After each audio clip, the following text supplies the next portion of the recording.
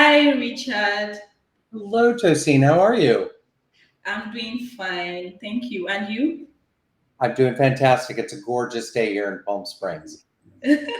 Well, it's a cold day here at Edmonton. I don't know how come, but it's quite chilly. But I'm happy to have you here join us. And I'm sure people will start joining us shortly. Um, while they join us, I would just like to tell everyone who is going to be watching this video later. Today, I have with me Richard, and we're going to be talking about a very interesting topic, in my opinion.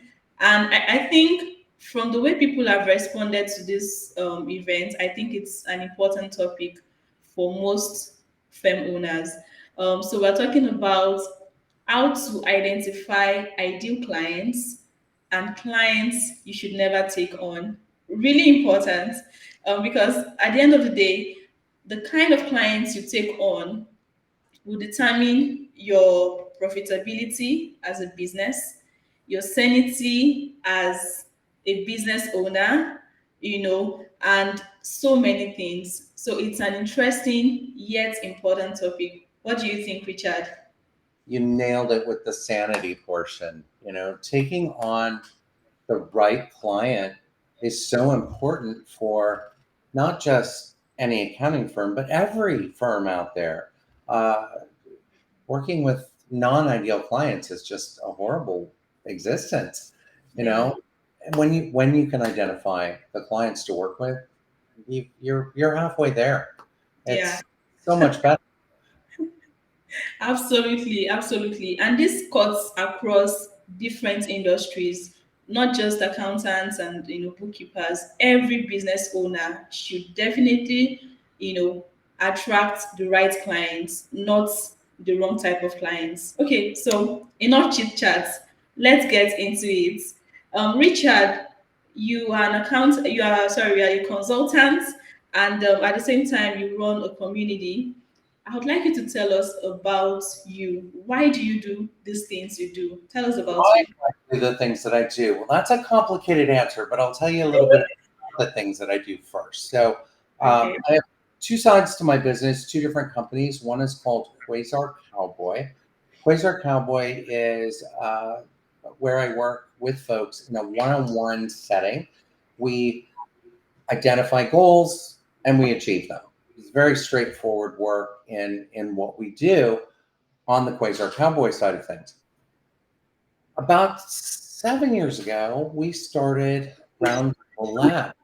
Roundtable Labs was an offshoot of Quasar Cowboy, and it came about because we have a lot of our members who were taking 12-week courses, 6-week courses, and not knowing where to go after, how to get started, how to identify the things that they were trying to accomplish. And so we created this community. And I say we because it wasn't just me. It was our first 5 members helped us identify exactly what we wanted to do, how we wanted to operate, and really set the stage for everything that has gone forward over the next 7 years. Amazing. Sorry, I lost my connection for a bit, but Oh, well, I was just talking away. I didn't even realize it. So I'm glad you're back. yeah. Thank you. I'm glad to be back. Okay. So interesting. So you were not the only one that started Roundtables community. It was you and a couple of other people. Well, it was me and our first 5 members. We all decided exactly how the community would operate. We do not do everything just because Richard thinks it's a wonderful idea, but I often reach into the community to say, is this something that we should do? How should we operate this? And I get the buy-in of all of our members, and we have some very, very long-term members. Most of our original members, in fact, our original member is still with us 7 years in. I just love that. The community itself has definite longevity. And it's not like most of the communities out there. You'll never see any of so we have 10 different roundtables now. Okay. We have different hosts. Each one has its own personality, its own style. For instance, we have one called Cultivation Through Accountability, which I think is our premier roundtable. It's for business owners who have a second in command and they're in their own way. And Yeah. so what they talk about in that group is how to get out of their own way and really scale their business. Yeah. Our, our original roundtable is called Not the Only One Roundtable. It's a silly name, but it means something to our members. It means they're not the only one that has been there with a particular problem. And we actually talk out these things in real time.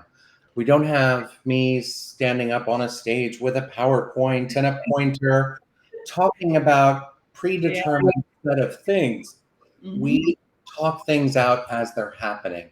So if one of our members has an issue and they, for instance, need to terminate an employee, but they're not sure how, or if they've done the right documentation, we talk it out with the members in our live meetings.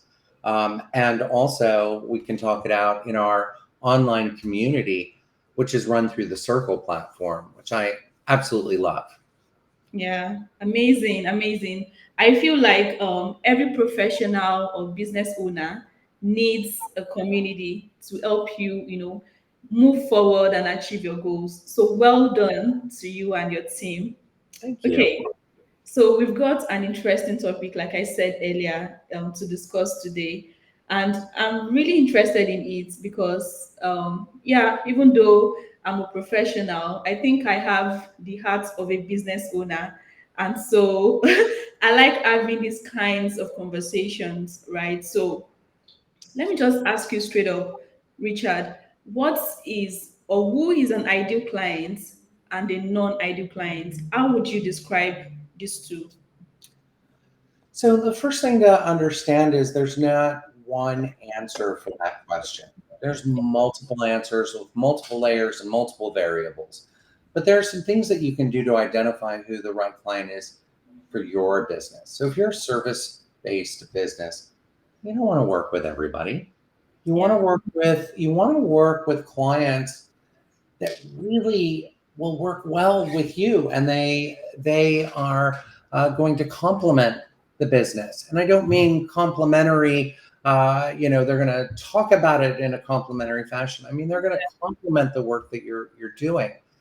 So the way that I always break it down when we're looking for who is a great client to have, you want to look at any prospect. First of all, don't sign a 1 year agreement just because it's sitting right in front of you. Get to know that client. Have a dating period. It's just like in real life. We don't marry the first person we date. yeah, And, we may be perfectly happy with the first 3 or 4 people that we're dating, but when we land, we land. And that's what I want to remind business owners of is you don't have to settle when it comes to clients. You want clients that you have identified or you've been able to identify the goals that they're seeking. If you're able to provide those, that's in the plus column. You also want to identify the fears that they have. yeah, Um, Often, when we're talking about a bookkeeping business, you'll hear things like, well, my last bookkeeper didn't do this, or my last bookkeeper, that's gold. When I hear things like that, I am in love because it's telling me exactly what I need to know. Was it them? Was it the previous bookkeeper? We can yeah, easily find out by asking a few follow up questions. But you also want to dig in and figure out how do they make their buying decisions? How do they operate in your structure? So, for instance, one way to identify a client that's not going to work with your firm, if you're very tech savvy and future forward and have a bunch of apps and communicate via Slack or Lisio or Teams, and your client only wants to talk on the phone, that might not be a good fit. Everything else may be right, but if they're gonna be an exception to your structure in your firm, it's not going to work out well, and they often don't. it is the literal equivalent of fitting a square peg into a round hole. Hmm. Also, asking yourself, who do you like to work with? Hmm. And you can create a persona of who you like to work with. I know in my case, my clients fit a certain archetype. So most of the clients that I work with are women. They are business owners for less than 10 years. Most of them got into the field because they had a crappy boss prior to starting their own business. And that also means they may not have the tools to be a great boss themselves. And I Hmm. like working through those kinds of things with my clients. So understanding who you are in tune with often will take you right down the path of who you want to work with and who you don't want to work with. I I will tell you that I know exactly who I don't want to work with. Clients that are demanding my time on the weekends or at night. Sometimes Yeah. sometimes it's necessary. But that Yeah. but guess what? As a business coach and as a business consultant, it's exhausting sometimes. And so I rule number one is that I take care of myself on the weekends. I take time off. I don't look at Slack. I actually used to have this crazy system on the weekends where I would remove all my business apps from my phone, and then Monday morning I would put them back on. And then I realized I could just get another phone line too, and that would work as well. And that has suited me very well. But recognizing uh, when a client can stay in the guard lanes, that's the ideal client for me. But for others, it might be completely different. They may have different objectives. They may not mind the working at night or on the weekends. But I will tell you, one of the biggest things on the list for me is making sure that they communicate in a manner that's going to work for you. Now, in Yeah. my world, I don't work with anybody who doesn't work in Slack or Lisio because that's how I communicate with people. I don't want emails. And so when I sign an engagement letter, it says right in there, this should really be the last email that we ever send to each other because everything else can be done in my client system, which again, Slack and Lisio, because those make sense. Everything is consolidated into one place. I know that I'm not going to get sucked into this cavern of junk mail and spam and read all these things that don't matter. When I want to communicate with clients, I go straight to them and they're all in one place. Yeah, yeah. Wow, absolutely. And as you spoke, something came to mind, and it's that you, as a business owner, you need to understand yourself. You need to understand what you want before you can even identify an ideal client. So you need to have your boundaries. You need to have the goals you want to help your clients achieve. You need to have, you need to have certain things in place already so that you use those things to decide and determine the right type of people you want to work with. That was one thing I picked from what you said. And then another thing is it's so important, like, taking off time to just rest. Like you, on weekends, I don't check Slack, I don't check my emails because I'm like, I've worked hard all week. I think I deserve to rest during the weekends. So it's so important, really. I'm going to give you one more tip for self care that I do, and I call it the fifth week scenario. So anytime there is and this works especially well in the accounting cycle as well, but anytime there is a fifth Monday, today is a fifth Monday. I actually only came in to my office today to work with you for this interview for 1/2 hour today. But other than that, today is my day. I can work on the business. I can take the time off. I can do self care. I can hang with friends. I can do whatever I want on a fifth Monday and a fifth Tuesday and a fifth Wednesday, etc. And pretty much every single month across the year gives us one of those, except for February. So with that singular exception, there's always a couple of extra days built into any given month for just taking care of yourself, taking care of your business, taking care of whatever needs taking care of. Yeah, absolutely. That's a great tip. And thank you. Thank you for taking out time to, speak to me today, I even though wouldn't, today is your day off. I And wouldn't thank you. And to everyone joining us, please feel free to drop your questions in the chat, and Richard will be very happy to answer them. Okay, so Richard, my next question, because one of our goals with these live sessions is to be very practical, So, let's say I'm an accounting business owner, and I come to you, Richard, and I say, show me how to identify ideal clients. What are the step by step processes I need to go through? What do I need to do first, second, third, to identify the right clients? What would you tell me? So there's it's a longer discussion than we have time for today, but I will tell you if you want to break it down simply, it's first take a look at your client base right now Yeah. and identify those clients that make you smile, the ones that you are thrilled to work with. Um, and then the inverse of that is also true. Take a look at the ones that make you roll your eyes. So when they call, when they reach out, when they text, when they email, if you even get that hint of eye rolling, it's time. It's not a good client relationship. But that actually, those two things right there start the framework of who you like to work with. Okay. Then you want to look at the other variables.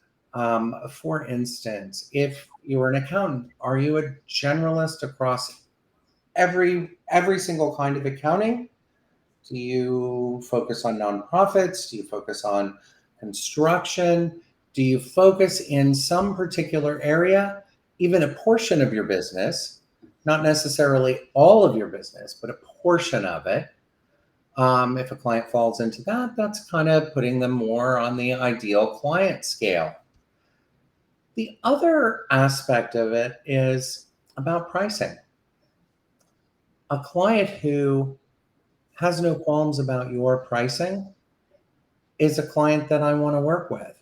When a client immediately, and I say client, but it's actually a prospect, if they come to you and they're like, whoa, your prices are out of line, and then you try to fit them in, what happens down the road? We all know what happens. Uh, you have to It, continue. yeah, and then you're never in the right space with when it comes to pricing. Uh, you want to talk to them about scope and what the scope of the engagement is. But you want to dig a little bit. You want to do a file review, which I think is one of the most important things that you can possibly do as an accountant because it gives you insight into where they are Yeah. and where you can be with them. So if they're constantly in their books behind the accountant and messing things up along the way, that's not going to be a really healthy relationship, right? Yeah. You want to check out how they operate, how they've operated in the past. But so to answer your question directly, we want to look at the current client base Yeah. for positives and negatives. We want to consider your current way of operating, the habits that you have internally. How do you communicate? How do they communicate, etc. You Mm-hmm. want to identify what their goals are. And then once you've identified those, you then want to say to yourself, are those goals that we can achieve together? So it's easy if they're a compliance only client where you are reconciling the past. They've made purchases, you are documenting those purchases, and you really don't have a lot of say. That's Yeah. an easy one to determine. Yeah. Now, when it comes to the next layer, I want to get into budgets, or I want to get into other big ticket items, you may or may not have those skills. And so you want to identify, do you have the skills, the necessary skills to go forward with what their goals are? Yeah. You also want to identify what their fears are. Their fears could be anything from, will we make it through the pandemic? Will we have enough money for the next payroll? Will we be able to pay our taxes on time, etc.? Once you've identified those fears, and if you're able to accommodate them, again, it's telling you more and more, is this a good client or not for you to work with? You also want to think about how they make buying decisions. And so what that means, if you are a firm and you have laid out, we charge people on the first of the month in advance, a Yeah. fixed fee. And if they're like, well, but what's your hourly? And you don't have an hourly because you've got it all wrapped up into a fixed fee scenario, there's a Hmm. mismatch. Their Yeah. buying decision doesn't necessarily align with yours. Yeah. You have to then figure out, is that going to be something that you can and or want to work with along the Mm. way? So there's a lot of variables and a lot of variable ways to figure out if they're a right client or a wrong client. But you also have to ask yourself, and I think it's the most important thing, do you want to work with this particular prospect? If you can't find a reason not to, find a reason to work with them. And Mm. I always start with, do I want to eliminate this human or this company from the process? If I can't find a reason to eliminate them, I want to find a reason to include them. And that's kind of the process that I use to determine whether a client is somebody I want to work with or somebody that I can even work with. Wow.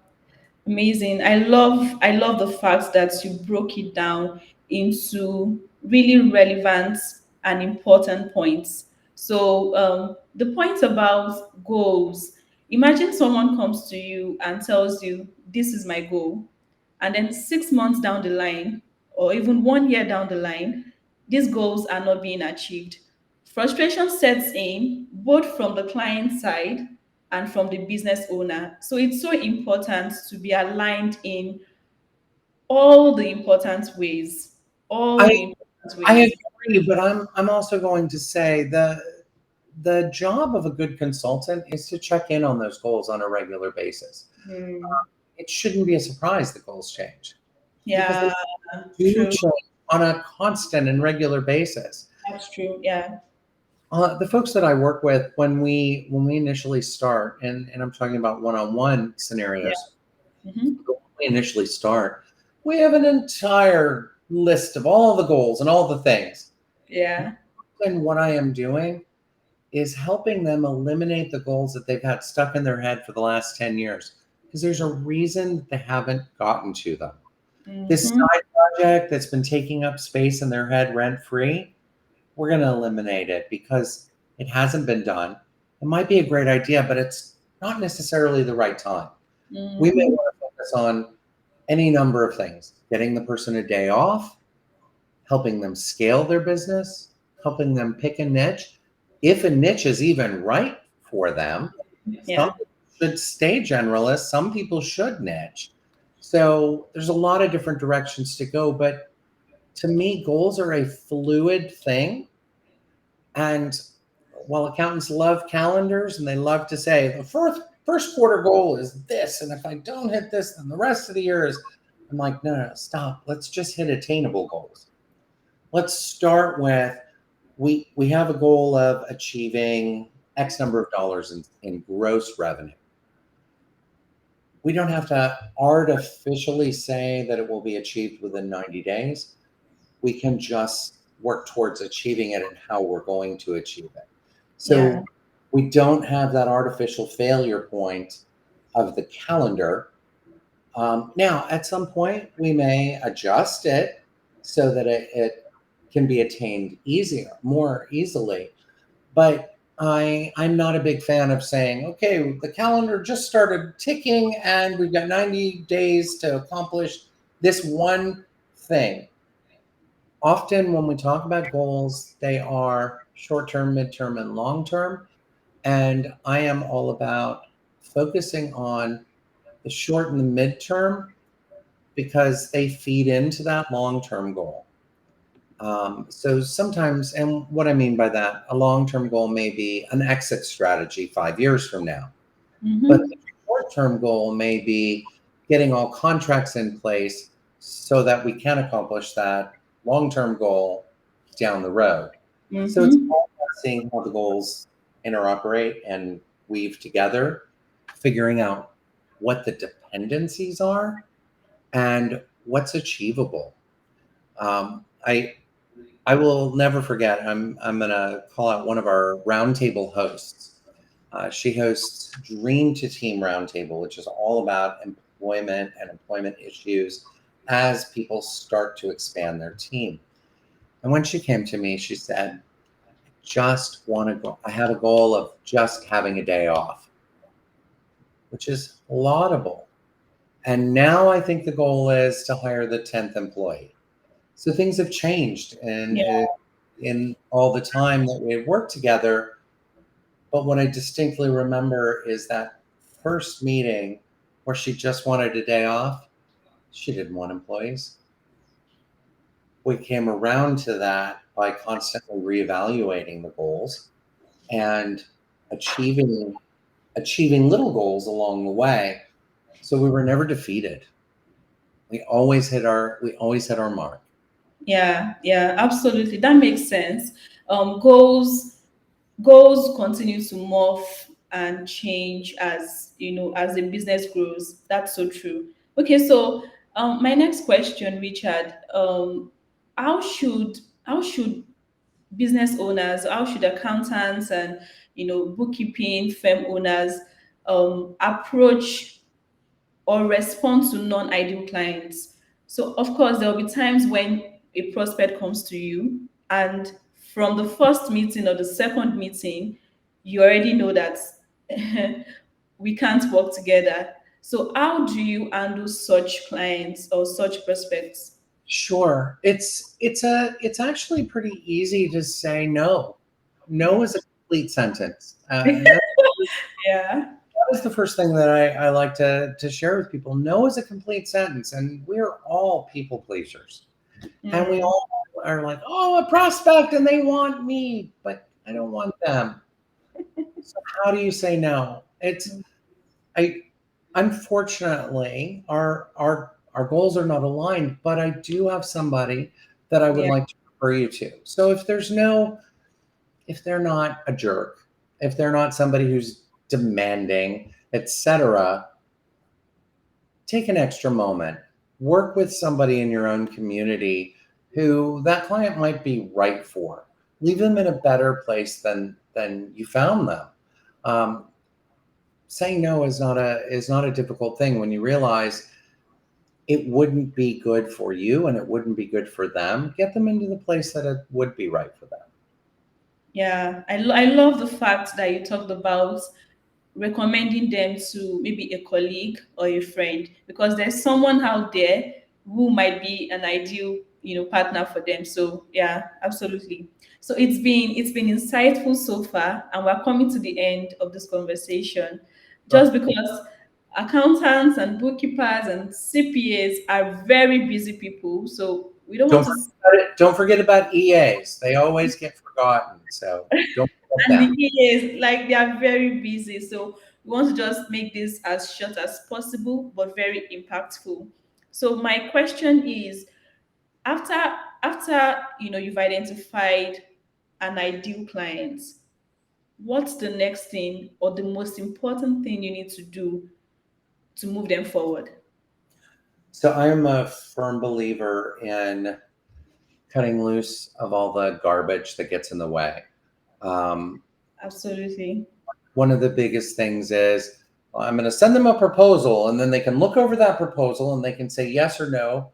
And then once they say yes or no, then I'm going to send them an engagement letter with all the same details. Stop all that.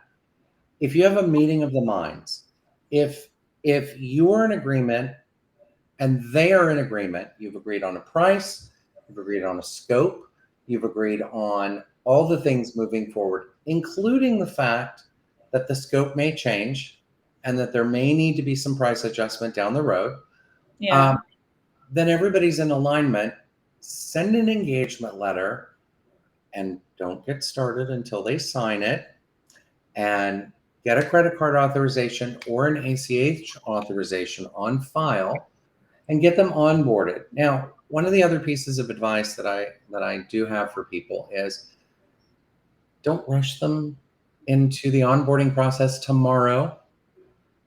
Get them onto your production calendar as can be allowed. So if you're offboarding a client that is ending, they've shut down their business, or you're moving them to another provider because you don't work at the higher level, whatever the case may be, give you and or your team the ability to properly onboard them. I think one of the biggest downfalls that I see out there is, well, they signed yesterday and I've got to start them tomorrow. Mm. Just not the case. Often they also need to get prepared. You're going to have a lot of questions. You're going to want to get a lot of documents, a lot of background. Get it on the calendar in an appropriate period of time. Use your own calendar to say when you can get started, rather than we'll get started immediately because we're the biggest people pleasers ever. You'll have a much better engagement when it's thought out, when it's calendared appropriately, and you get started at the right moment in time. One more thing, doesn't always mean that they need to start on the first of every month. A lot of accounts like to start everybody on the first. So if you've got 5 new clients that month, that can become difficult. You may want to stagger it out. Hey, we can get started with you in 3 weeks. I've never heard a client tell a bookkeeper or an accountant or an EA or a CPA or any of the things in between that no, that 3-week wait won't work. Now, there are going to be exceptions for that, and you can adjust accordingly. But get them worked in at an appropriate time frame, not rushing them because, oh, well, they just signed up, we have to get them started. We can get Yeah. them started appropriately. I hope Yes. I hope that helped, Tosin. Well. I said I hope that helped. Oh yes, definitely, definitely. And I think one thing that you kept on talking about was people pleasing. I think running a business and being a people pleaser don't go hand in hand. They can, but not always. I think Mhm.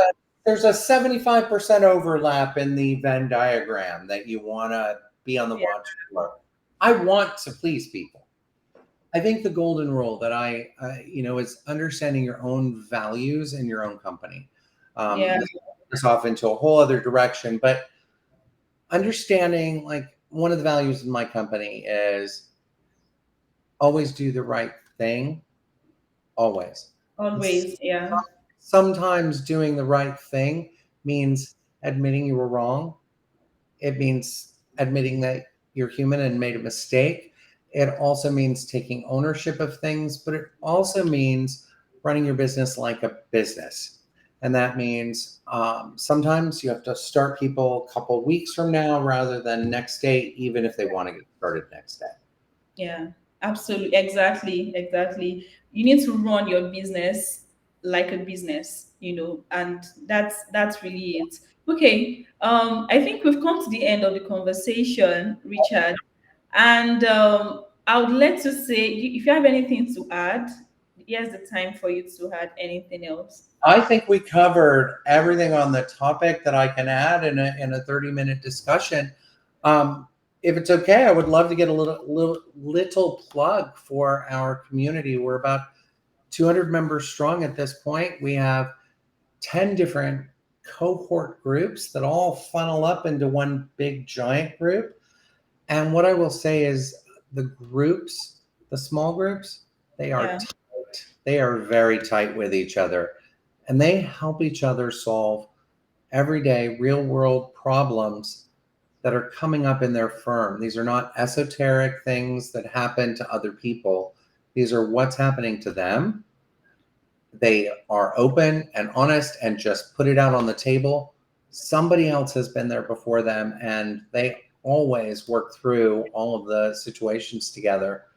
And in all this time, we have seen enormous growth, whether that's personal growth, gross revenue growth. That was a hard sentence to say. Or just growth as a human being. And all of those things are valid when it comes to growth. So Absolutely. if anybody wants to check out Roundtable Labs, you can go to the web and just go to roundtablelabs.com, and it will take you there, and you can see all of the different Roundtables offerings under the Find Your Roundtable tab in our menu.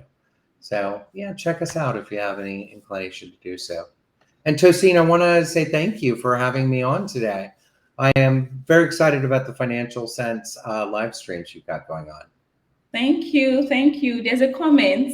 Kristen says, my husband's selling windows with a 6 months wait. Wow. Your husband is a boss. And she said she loves Roundtable and Richard. Her business wouldn't be where it is without you. So well done, Richard. I just saw that note. That's from one of our members, Christine. She is. Thank you, Christine. I think she is definitely experiencing a unique set of growth factors in her own business this year, and I'm thrilled to help her be a part of that. Wow. Thank you, Christine. Thank you, everyone, for joining. I don't think there's any other question. Okay, no questions. So thank you, everyone, for joining. I'm so saying I work with Financial Sense. Financial Sense is an accounting practice management software built obviously specifically for the accounting industry.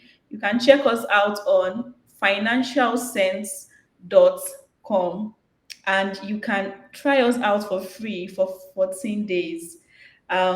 So I'll see you during the next live stream happening in 2 weeks' time, where we'll be having another amazing guest, who will talk about a very important topic. Thank you for joining. Richard, you wanted to say something? Yeah, I do. I do. I just want to add, my company has been working with folks in Roundtable, and I would say that at least half of our members are using Financial Sense, Thank and you. the folks that use it absolutely love it. I have been involved with it for a while, and the workflow is quite nice. It allows for so much, and I will say it's one of the most flexible tools that I have seen out there for workflow. So you guys have got it going on. Good job, Tissine. Thank you very much. And thanks everyone for joining. Bye.